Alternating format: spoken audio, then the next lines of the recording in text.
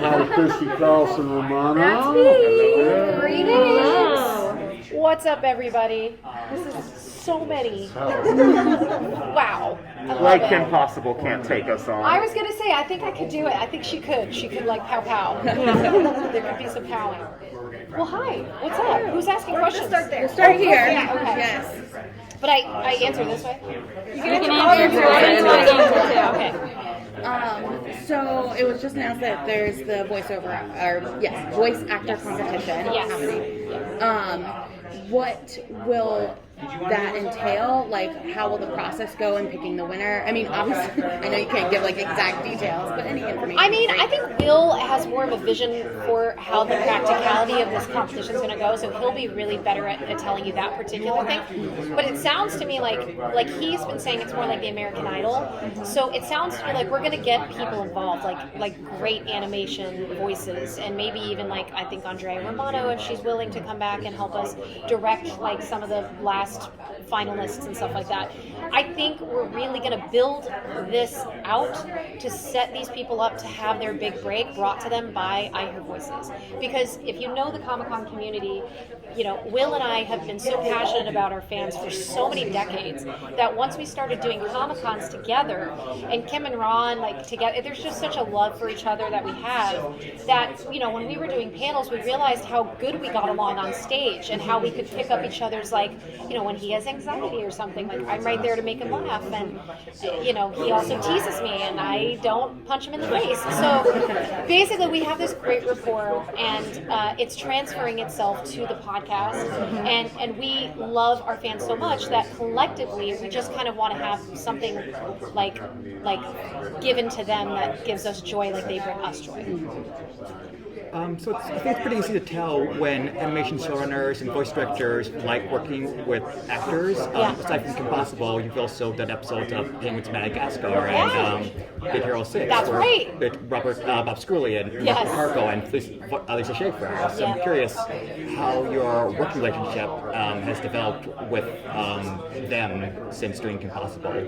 You know, I was so happy to get calls for both of those projects from them because it felt like I was coming home. You know, Bob and Mark and Lisa kind of work together, and they work away from each other, but the fact that they thought of me to cast me in things because they were together, it was so touching. You know, I don't technically work in voice acting as much as maybe I'd like to. I'm more of a content creator. I live in Austin, Texas.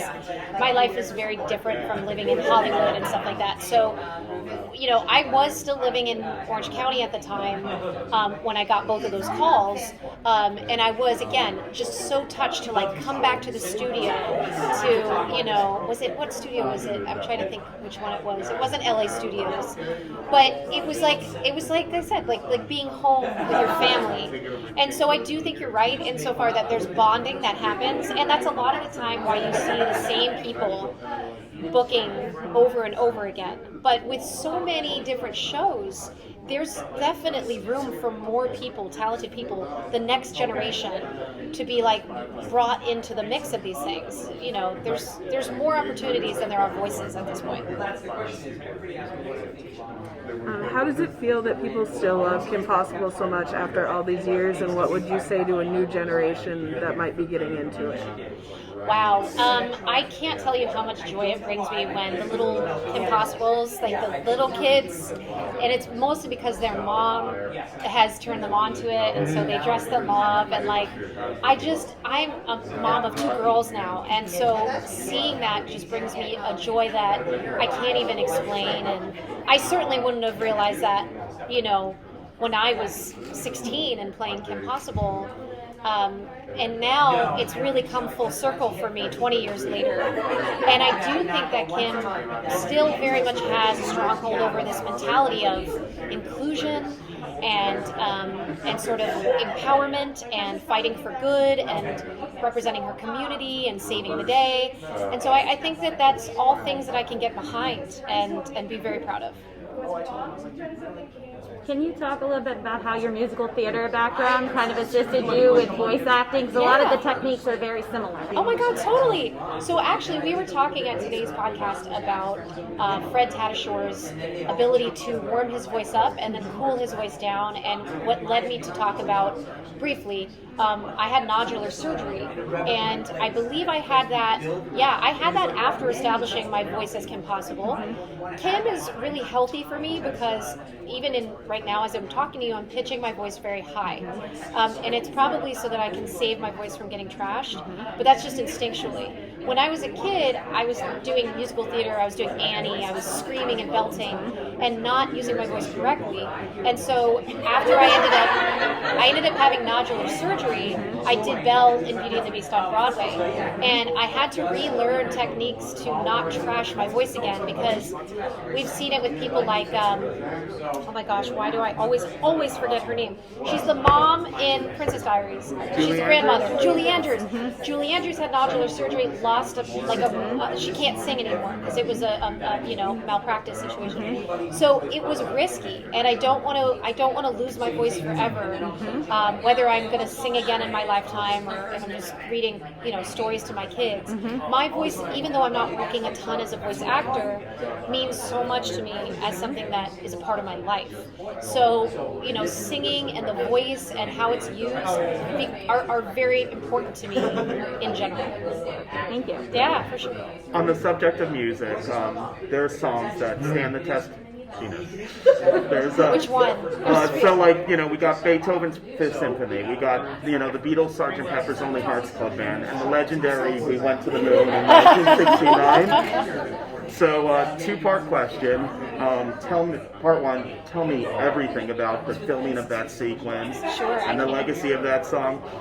Part two, my Comic-Con dream. Can we sing the first line together? We can do that right now. We can all do it if you want. Okay. All right, 1, 2, 3. We went to the moon in 1969, not 1968, but the year after. All right, good job. We did it. Comic-Con dream come true. Yes! Oh, I'm so touched. Thanks, guys. I love you guys. And we're all aged now. I know all of your ages. I love it. And then the other question was... To tell me everything about the recording of that song and just the legacy of it for you. When you hear, a lot of the old school decoms and, people singing and stuff, you assume that, it's in this, production booth and it's, this thing. I think that it was, the music that was created for Even Stevens' musical episode was, our composer, our producer, a lot of our directors, Paul Hohen. Paul Hohen is a huge decom director. I think he's directed, all the Zombies movies and, a ton of these movies. Paul's a great guy, but all of them were growing up together. Sean McNamara and David Buchwald were our executive producers, and they also did the Raven show, and they're huge Disney Channel from that era producers. They're the people that made it all happen. They were all in a band in Santa Monica / Venice. They were like Beach Boys. And so what would happen was they hired out a lot of their friends along the way that I guess ended up in the entertainment industry. Long story short, because you wanted to know everything. I do. The guy that created all of that music, including that anthemic song that everybody cannot forget, get out of their ears, which I would not have thought it would have happened. He was just he was our producer, our music scoring guy. He scored everything. And then he went into, songwriting mode. And so I went and just performed it in his garage, and it was just some really ragtag thing that I didn't even think of. And there was other times that I would sing on Even Stevens, the Twitty Stevens Connection and Sacramento Girl and all these random things. I never took any of that stuff seriously. But I think there's a generation that watched all of that musical stuff, and it was before High School Musical. So for them, that was in a weird way their connection to music and Disney. Weird to me, very weird, because we all know Disney as being this very musical place, but it wasn't like that for a long time. There was no High School Musical. So, and sidebar, when our musical episode tested off, the ratings went off the charts for some reason, they started talking internally about doing High School Musical. And that was verified to me by Gary Marsh. And they had some milestone marker map that Disney brought out, like for some anniversary of Disney Channel, and we went to the moon, and like that musical episode was part of the milestones for Disney Channel. Wow. You realize this means that if you had not sung that song, Zac Efron would not have Yeah. a Yeah, career. you can directly blame me for Zac Efron. Yes, it is my fault, but I guess, yeah, okay. He's not a bad guy. He doesn't seem like he. No, thank you for I know. I mean, the abs, right? The abs. That's amazing. Thank Yes. you. On your podcast so far, do you have Which one? I have to. the I Hear Voices Okay. podcast? Yes. On the I Hear Voices podcast, who has been your favorite guest so far? Oh man, that's so hard to say. Whew. Oh my goodness. So I cannot play favorites. I can say that my favorite person on the podcast is Will. He won't answer the same. He'll probably not tell you it's me.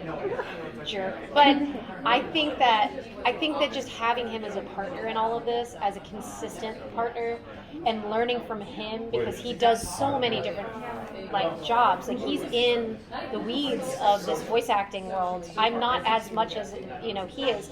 Not only that, he's a huge nerd. And like I'm a nerd, but I like Harry Potter, I like Twilight, like I'm like more of like the female demo nerddom. He's like straight up Dungeons and Dragons. He knows every single animated thing ever. And so we kind of came together, me as like a mom, and watching all these animated things now as like I have these two kids, and so it was just kind of fun because I'm from a different perspective. So we're at two different ends of the spectrum in terms of our appreciation for animation, but yet we're still both professionals in the craft. So that's why I think we have a unique perspective when we come together. And so that's why he's my favorite guest, if you want to call it that. Very cool. Thank you. Yeah. So speaking to all these voice actors on the podcast, has there been a story that's really surprised you? Oh yeah. Oh gosh, I'm gonna get her name wrong too. Please don't quote me on that. Brendan, what was Miley's last name? Yeah, Miley, right?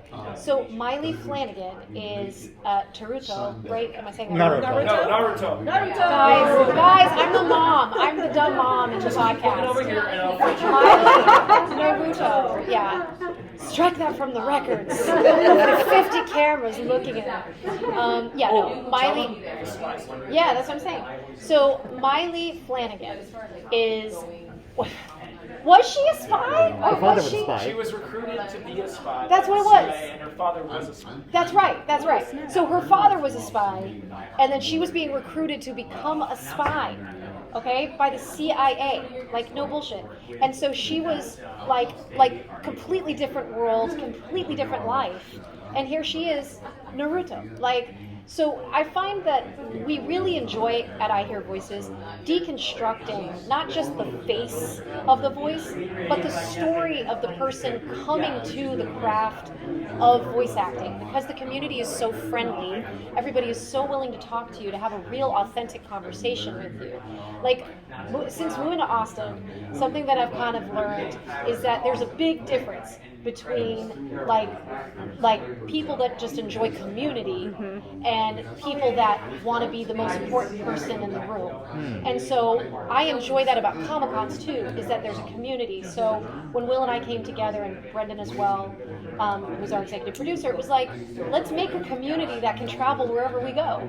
And so with Miley, it's very cool to deconstruct her story, and she has a really unique role. So that's So I have a question. yeah. It's, how do you feel knowing that one of the original audiences, so I'm part of that target demographic, that can be possible, and I've kind of grown up alongside you growing up. Yeah. How does it feel knowing that all of those milestones, you became a mom, you're finding joy in the things you do now in your career, instead of just kind of having to do things you have to do. Now, how does it feel knowing that you're one of the bases for confidence, girl power, there's a lot of things instilled in that generation. Yeah. They're not entering the world. They're still watching you go into your career. How does it feel knowing that you're that kind of thing? So girl power has taken on quite a different ring to it. I think over time the girl power movement has shifted quite greatly. I think Disney Channel, when I was growing up in it, I was very proud to be a part of what was aiming at their main demo, right? So Disney Channel's main demo was essentially, middle class to upper middle class, little girls from the age of like 8 to 13, and then they would switch over to like CW.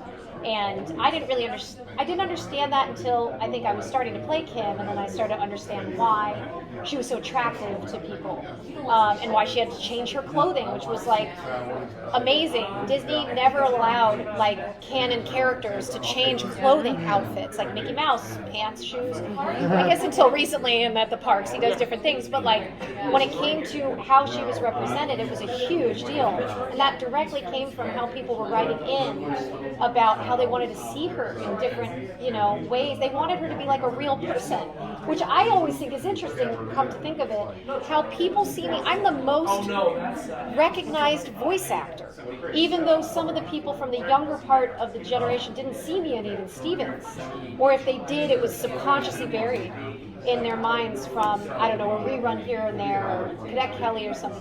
So it's weird to me how I don't work all the time like a Will Friedle or, E.G. Daily, but people know my face. And so I almost sometimes feel a little bit of imposter syndrome, but because of that legacy of empowerment and girl power, I'm just going to go with it. Like, I have no reason to be like, afraid of that, or like I don't want to embrace that part of my life. When people say to me like, oh, Kim Possible was back then, like, why are you still talking about it? It's like, wouldn't you want to continue to talk about something positive in your life? And there's just nothing wrong with it, in my opinion. So no matter what happens to the future of who KP is or how she looks or whatever it is, like, I'll always back the fact that she represents something positive and should continue to, yeah, for sure. Thank you. Do you have any dream guests you'd like to have on the podcast? Wow, our Pinky and the Brain folks, we really like to get them on. I'm trying to think. I can't wait to get someone like Sam Riegel on.